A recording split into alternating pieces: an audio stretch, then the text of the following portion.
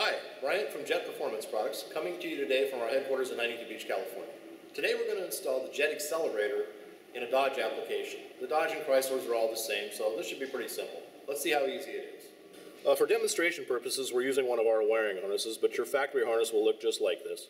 In all these applications, they have a lock and a push button. Yours may not be identical to this, but it'll be similar. Slide the lock back, push the button down to disconnect the connector. Don't just yank on it. You'll pull the wires out or you'll break the connector itself. Now you're going to install the JET Y harness in between your harness and your factory pedal. Plug the connector in, push the lock down, plug the other side of the Y harness into your factory connector, push the lock down. We're going to now install the JET Xcelerator itself.